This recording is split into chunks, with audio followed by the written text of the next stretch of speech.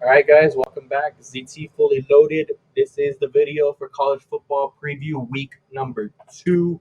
It is Texas Bama week. It is a huge game day going down in Tuscaloosa. I'm excited for week number 2. I'm excited for another full week of football with the NFL starting on Sunday, but this video is going to focus on college football.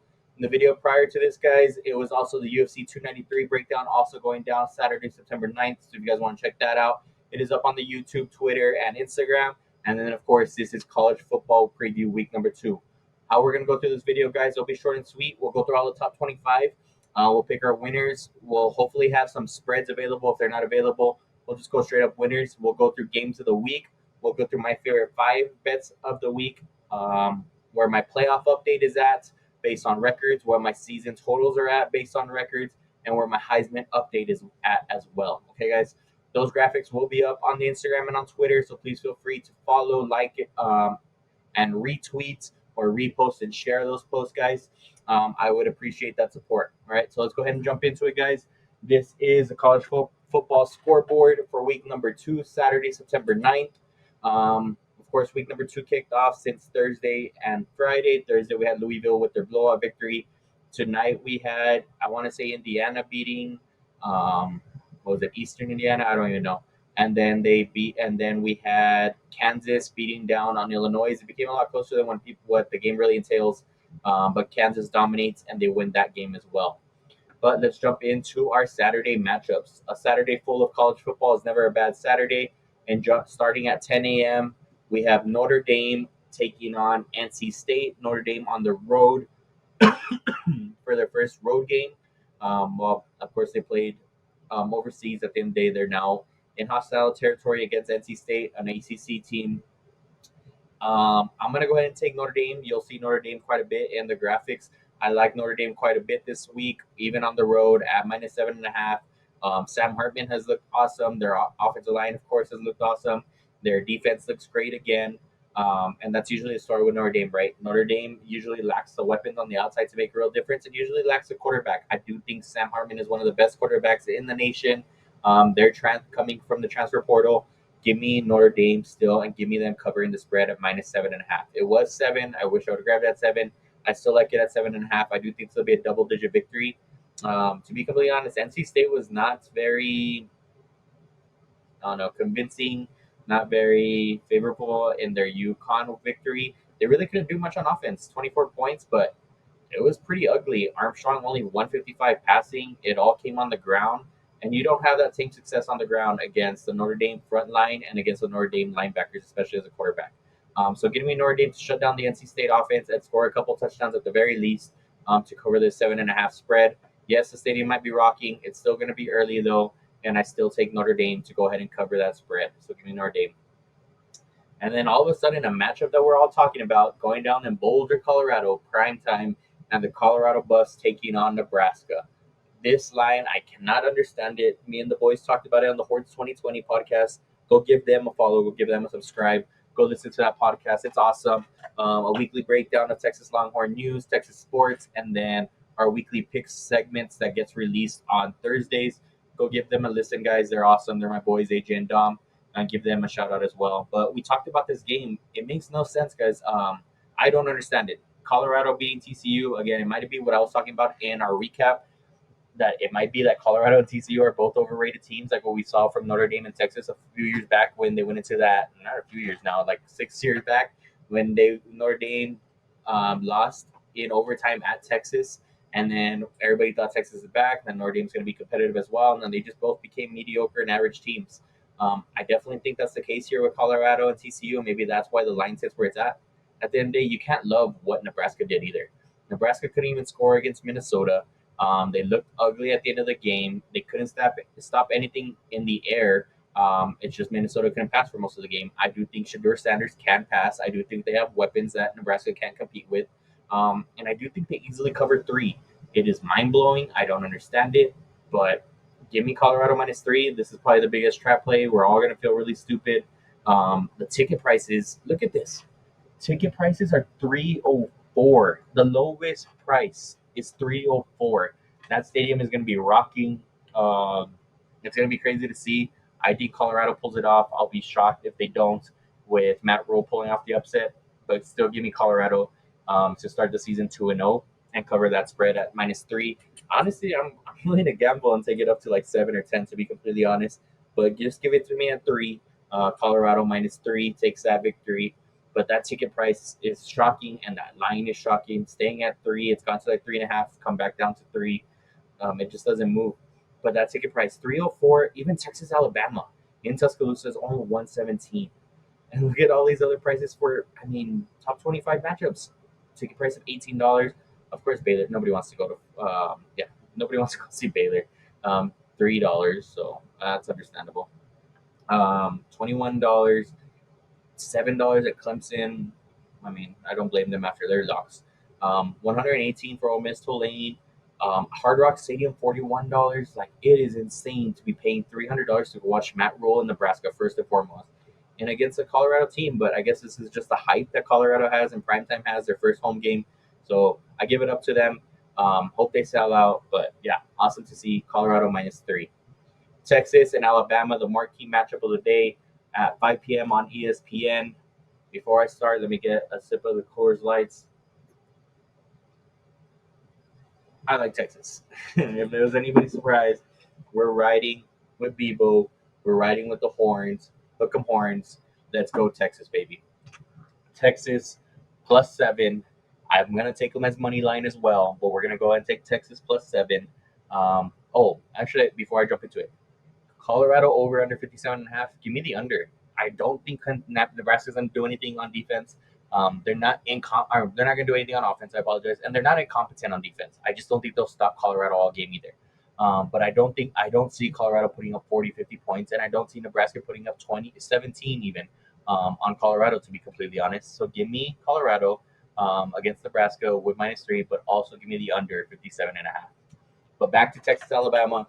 Give me Texas +7.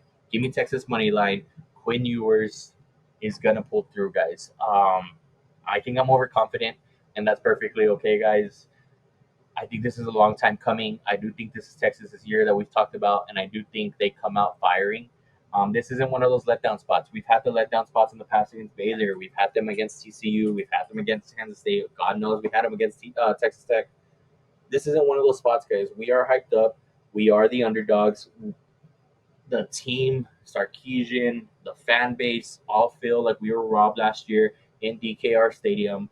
It's coming back with a vengeance. I do like what some of the social media accounts are saying is this isn't a statement game. This is a benchmark, and I completely agree with that, to be completely honest. Yes, I'll be heartbroken if we lose. Yes, but I do think it stays close. If not, it's a victory, guys. I don't think Milroe's play is going to be up to par. Texas has been a lot better against mobile quarterbacks as of late. Still scares me quite a bit, and I'm just like envisioning a heartbreaking scramble, kind of like what we saw, and it was a hold. It was a hold. But with Bryce Young's run at the end of the game last year to set up that field goal, it was a hold. But he still breaks out that victory or that run and that scramble. I pray to God I don't see it against Milroe. I pray to God it's not another heartbreaking loss. And honestly, deep down, I do feel like Texas has a chance. They can compete in the trenches now. They do have better weapons on the outside. They definitely have the better quarterback. We have a loaded running back room.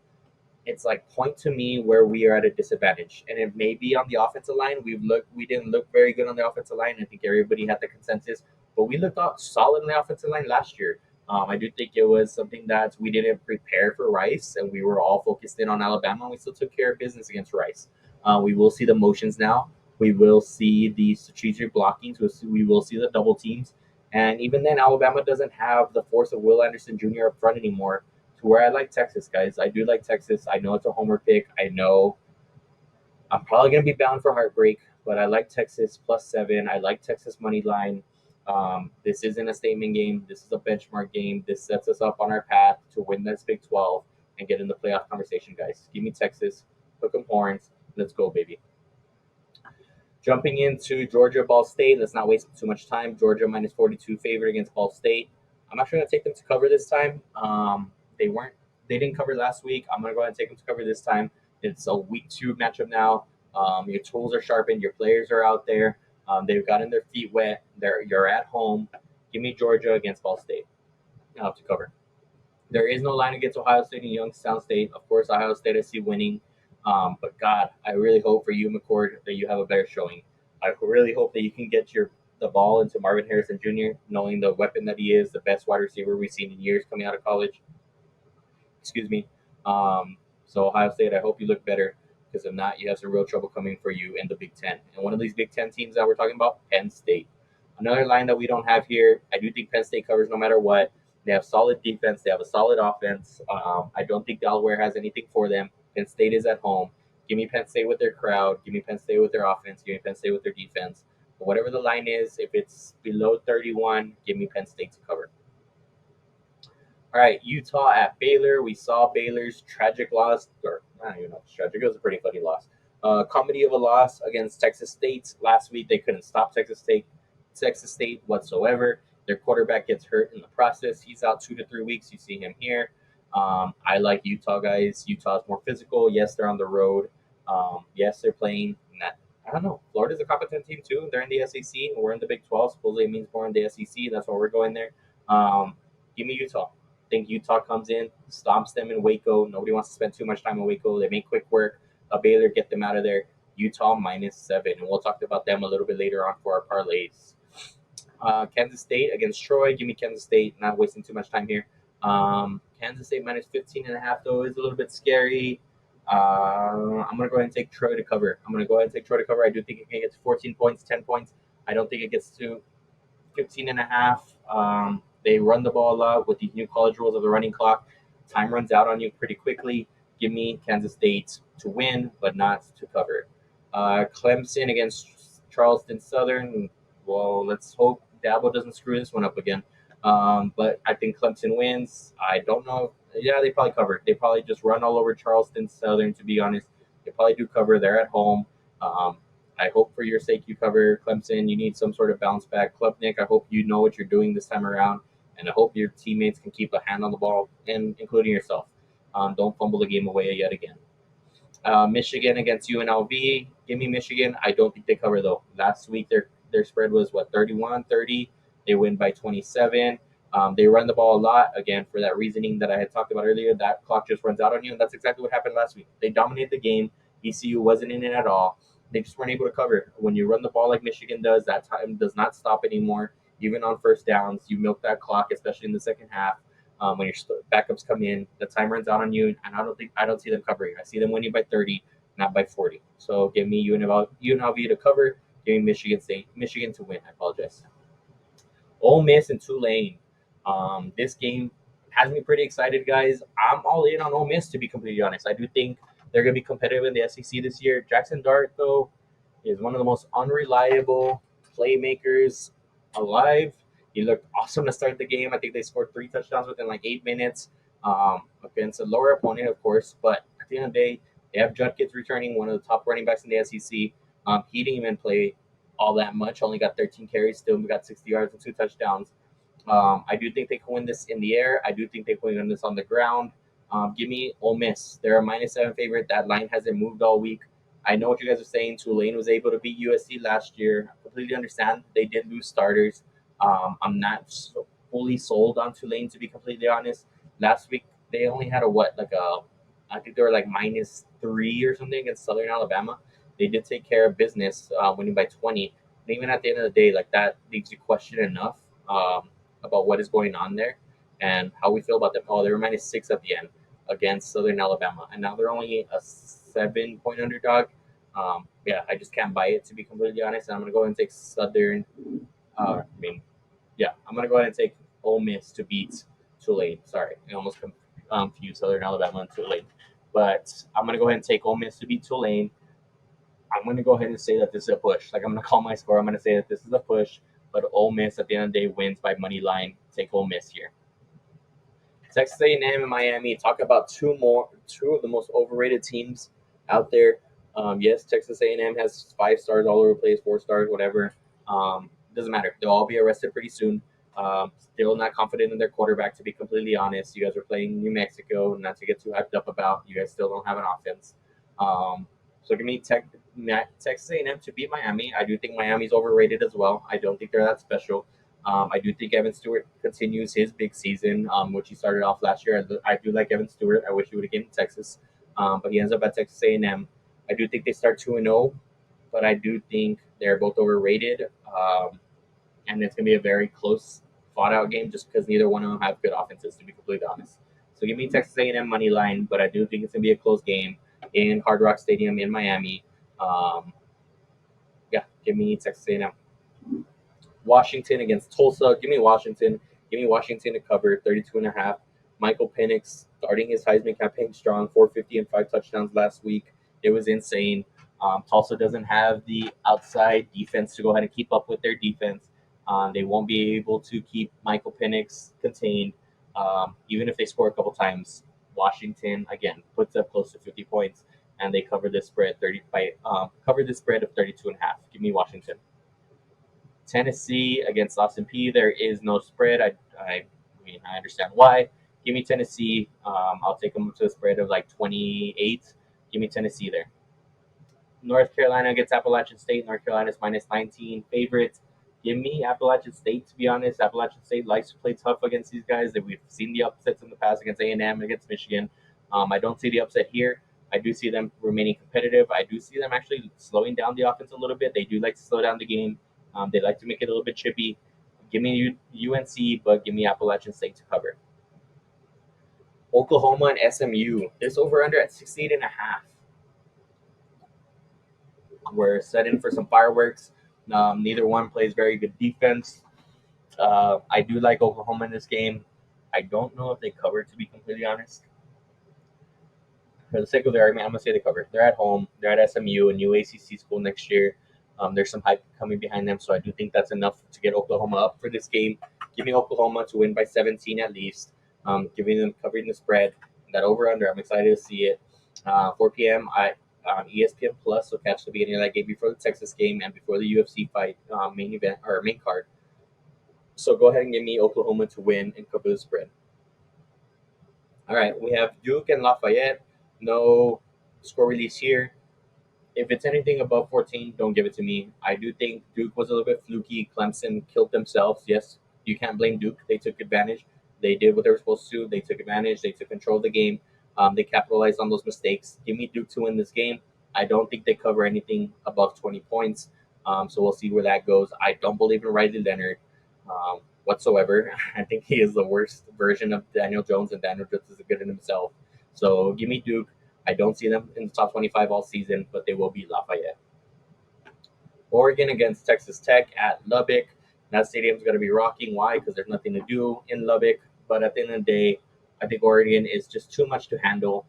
Bo Nix this year seems like he's ready to make a Heisman campaign. It looks like Oregon is ready to give USC and Utah a run for their money in the Pac-12. That is my sleeper, and we'll talk about that later on for the Pac-12 victor. Give me Oregon. Give me them to cover -6. We saw Texas Tech can't stop even Wyoming. Oregon can run the ball. They can pass the ball. They have great interior line on defense. Oregon is very slept on at this point in time, even after putting up 81. I don't see them putting up 81 again. I do see Texas Tech coming out firing, but give me Oregon to go ahead and slow down that tide, slow down that game, and win this game by more than 6. Give me Oregon. LSU dropping all the way down to 14. Kelly, thank you very much. I don't know why I picked you guys as a sleeper, but you're taking on Grambling at home. Give me LSU. Give me them to win by anything more than 30, but less than 40. So give me LSU to cover against Grambling if it's within that range at home. Wisconsin and Washington State. This one is going back and forth. I honestly can't get a read. I wish I would have watched a little bit of the Wisconsin game. I do think Wisconsin will be a little too physical, but man, like it's hard to trust their offense sometimes. Washington State looks like they could fly.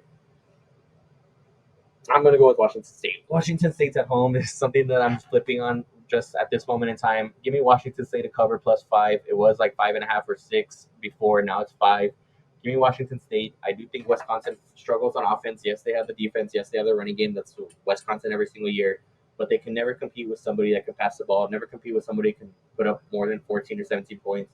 I do see Washington State being able to do so here in their first game at home. Give me Washington State.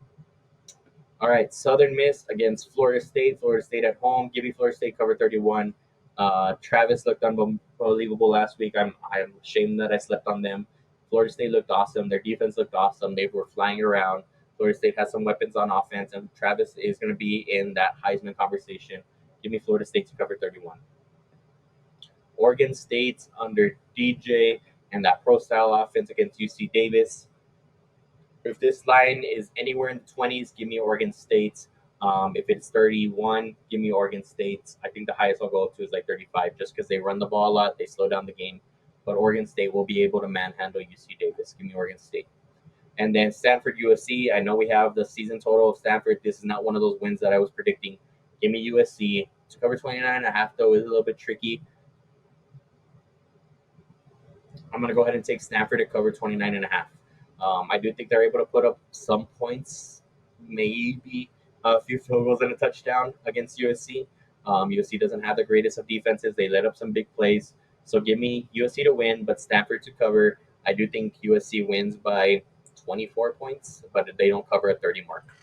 So that is the top 25 games, guys. Let's go ahead and pull up our favorite games of the week, as well as our updates on our Power 5 conference winners, our playoff picture, and our Heisman outlook. So this is what we're looking at here, guys. CFB week 2 picks updates on futures. Again, we talked about it earlier. I got Colorado -3 against Nebraska. I want to find a reason not to go with this. I feel like it's a trap line. I can't find any reason not to go with this, to be completely honest with you. It's hard not to find a reason. It's something that I've been struggling with all week. I just can't see it. I see Colorado winning. I see them winning dominantly. Give me Colorado -3. I'll probably take an alternate spread at the end and take Colorado -10, honestly. Give me UTEP at Northwestern. Give me UTEP -1.5. I know UTEP isn't the greatest.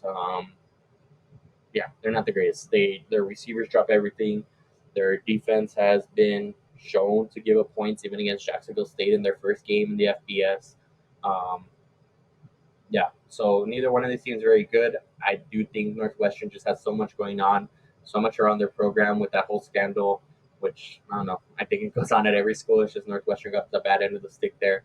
But UTEP -1.5. Give me them on the road to take down Northwestern just with too much noise, too much distractions, and no focus on football, to be in my honest opinion. Notre Dame at NC State. We talked about this earlier. I think Sam Hartman is just too good. NC State just was able to run the ball with their quarterback. I don't think that's going to be the case against Notre Dame's linebacker and their front seven. Their linebackers are too fast. They could play sideline to sideline. They have a dominant defensive line that will be able to, I think, contain their quarterback for most of the game in the pocket. And I do think Sam Hartman is able to score, guys.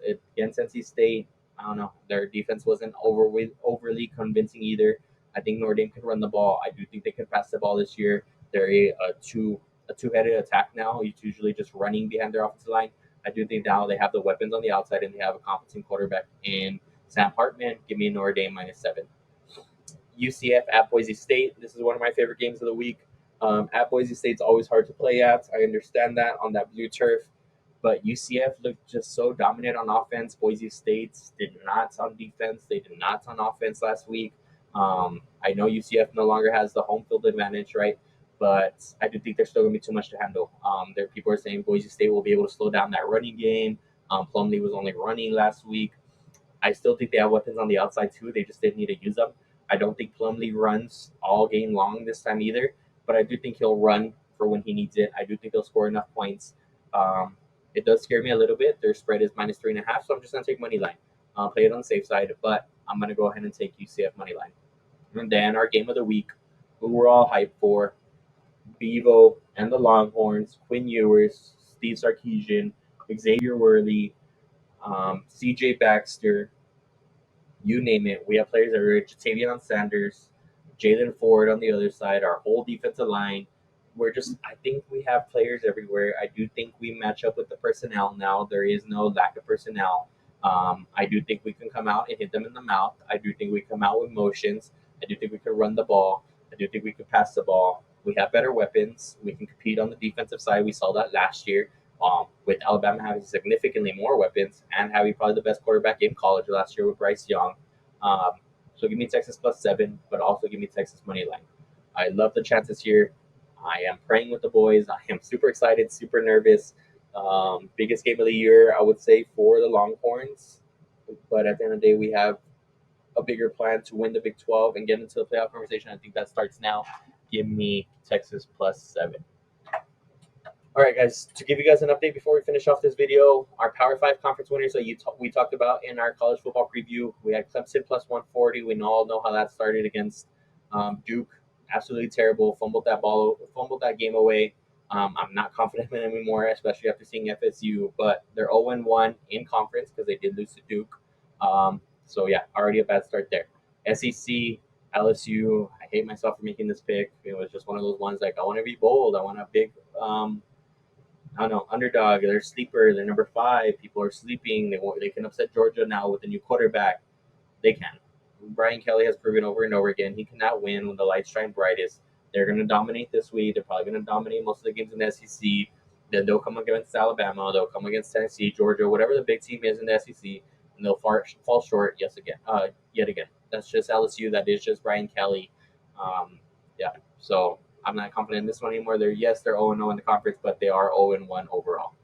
Big 12, we got the Hook'em Horns, we got the Longhorns. We're still 0-0 in the conference. We beat Rice last week. We'll still be 0-0 in the conference this week after facing Alabama, but hopefully 2-0. I do think we still have the best odds to win the Big 12. I do think our biggest competition will be OU. But at the end of the day, give me Texas still to win the Big 12. And we started off at even money line again at the beginning of the season.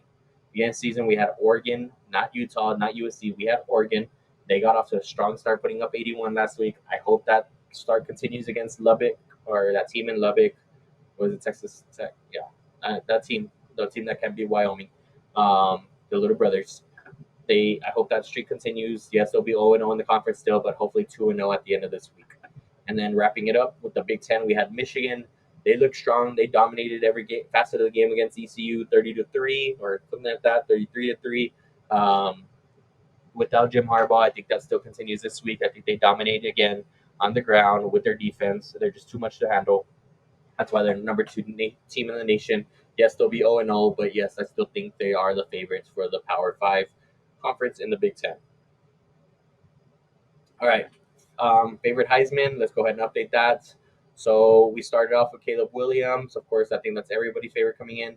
He's now at +450. He was still at +450 when we took him. So no change there. And then Sam Hartman at quarterback at Notre Dame. He was at 1,600. Even with his performances, he's actually dropped to +2,000. Reason being is just the performances you saw out of Travis in Florida State. What you saw out of Travis Hunter with Colorado playing both sides of the ball, jumping into the Heisman conversation. There was a lot of quarterbacks to talk about, to be completely honest. And that's why you see the fall that Sam Hartman took a little bit. But again, I do think his time is going to come in those big games against Ohio State, against Clemson, when his time is to shine. And I do think he capitalizes on those moments. Michael Penix is another guy that jumped up as well. So give me Sam Hartman still as my dark horse. Yes, he fell, but all more the better. More value there. And again, if he can capitalize on 2 of those 3 big games that Notre Dame has in their schedule and still just play 200 to 300 yards passing, 3 touchdowns a week, you can't argue with his Heisman chances if they are able to get themselves in the playoff picture. All right, guys. Favorite season totals, we had Texas over 9.5 wins. We started off with the win last week in Rice. So we are 1 out of 9.5. We have plenty of games to play. I still think we beat Alabama. That would be a huge boost, guys. That is one of the losses that many people have. That'd be a huge boost. Offer a little bit more airspace in the Big 12 conference where anything can happen. Slip up can happen, but hopefully we start off 2-0 and that we get 2 wins on our 9.5 total.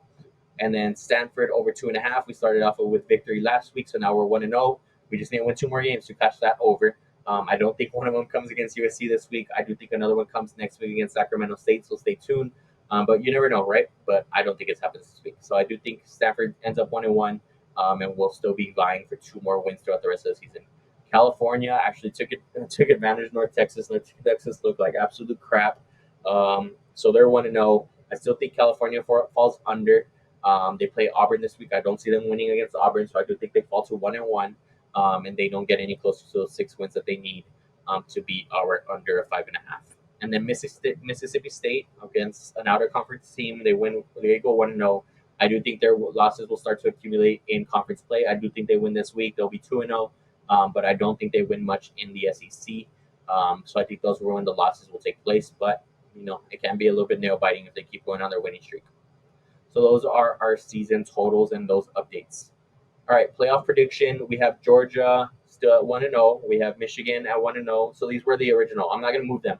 I'll update their records every week. I want to see where we end up, how many we got right. It looks like we're already going to get 2 wrong with LSU and Clemson, and how many we got wrong, where those seeds are at, where those records are at, and that goes for the rest, right? It goes for our Power 5 conference wins. I'm not changing that at all. We'll just see where it ends up at the end of the year with the records and things of that nature. The favorite Heisman picks, I'll update like what the current betting odds are, but I'm not going to update those 2 players. I'll give tidbits about who else is in the conversation. Favorite season totals, I'll just leave that season total up for us to see it and just update the records as we go. And then playoff predictions, same thing. So Georgia's 1-0, Michigan's 1-0, Texas 1-0, looking to go in 2-0 with all of those 3 teams.